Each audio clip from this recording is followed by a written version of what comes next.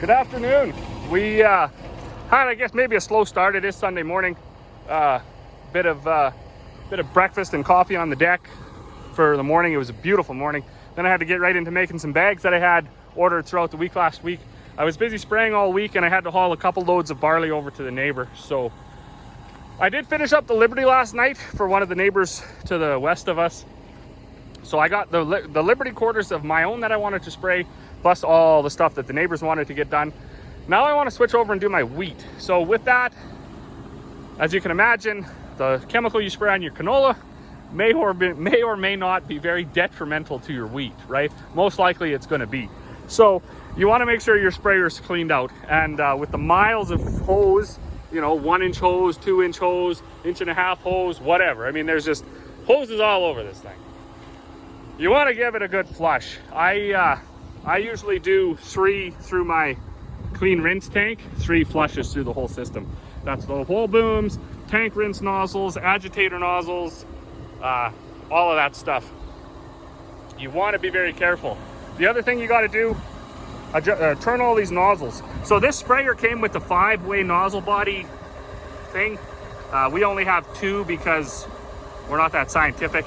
There's a ton of different types of nozzles. The yellow ones here are 5 gallons. These blue or purple ones, they're 10 gallons. You just simply turn it. I think the new sprayers, you get the option to do 2 from the cab. So, you know, that would be good. You don't have to get out, but we have to get out, so poor us. I don't know what I'll ever put in the other 3 ones. Like, you know, maybe as technology increases or whatever, they got low drift ones and all sorts of things, but I just, you know, these 2 seem to be the best for us. So the Liberty recommends you spray everything at 10 gallons of water per acre. I sprayed my Liberty out here last year at 5 gallons. I really like the result. This year, whatever, the neighbors, they wanted to do 10 gallons and I was like, you know what, I mean, as sick as it sounds, I was just too lazy to come and turn all these. So I sprayed mine at 10 gallons too. So we'll see. If we get no kill, then I'll know for sure that 10 gallons is not the way to go.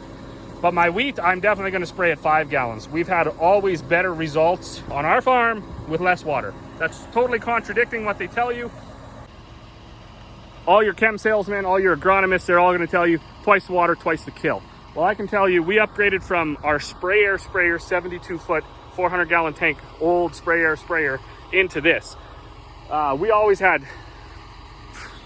good to excellent weed control with that sprayer, and that was spraying at 2.5 gallons of water. So you could actually reduce your chemical usage. You know, you could shave it down 80% or whatever. You still get a really good kill because the chemical was so hot.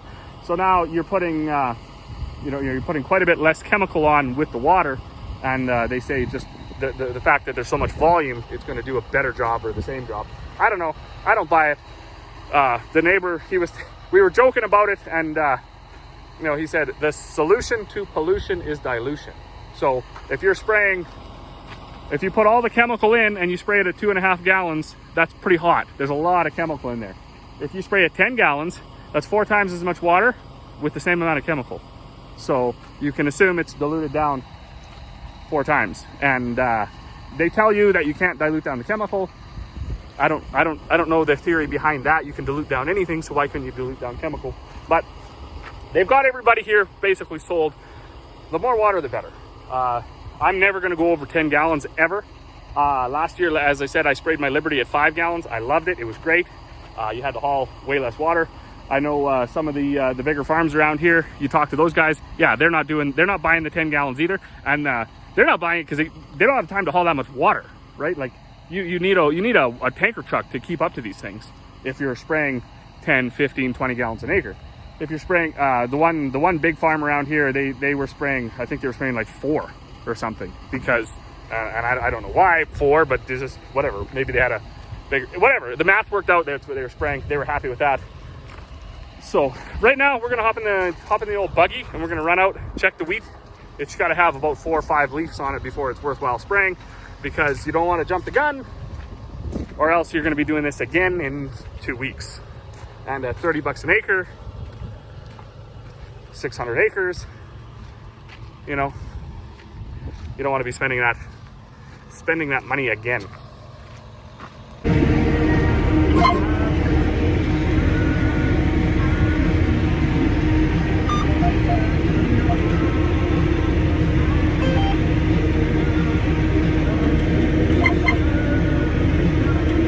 Turn, buddy.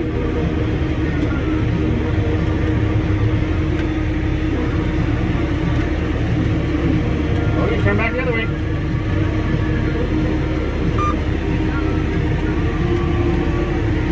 Push the button. Number 2. I'll take your hands off.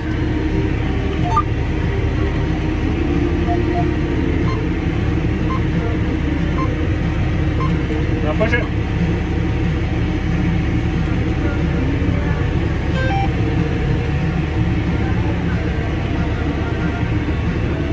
Good job, buddy. High five.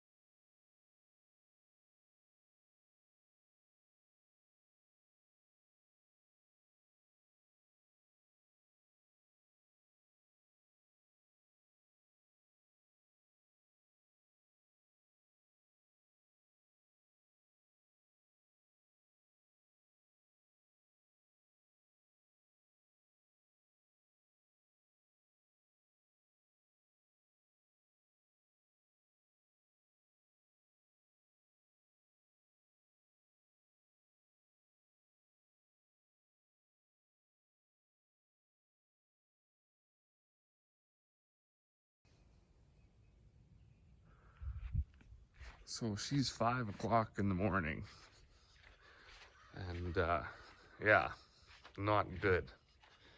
Not exactly sure what this means for us, but that's ice. So it's about the 8th of June, and we have frost, and I believe it hit the ground. So I guess we'll have a look at the garden by about lunch and look at the fields and see how much is dead and how much isn't dead.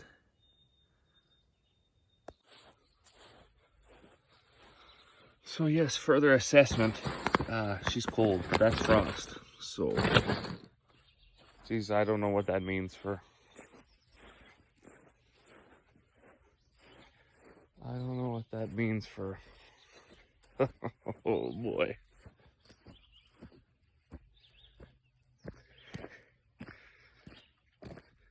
We always hope that there's enough heat in the ground to keep the frost off the plants, but I don't know if that's the case or not.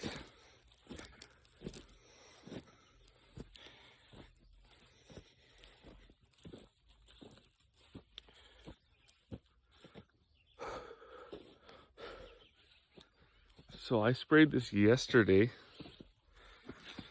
I guess time will tell. I don't think there's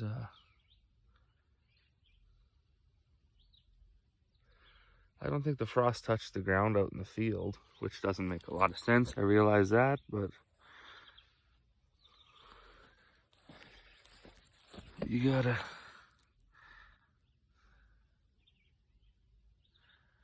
bizarre. We were off to such a good start.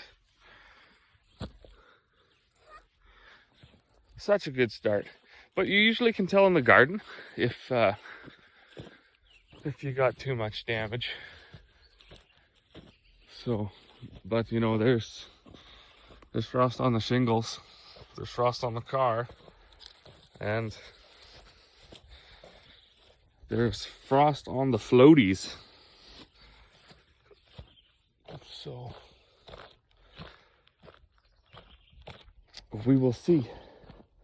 So yeah, usually the ground that was exposed carries enough heat to keep that warm, I guess. Whereas, you know, the lawn, it's just grass. So our thermometer is tucked in right there. So it's in the shade, but you know, that's not good. So it undeniably got cold last night.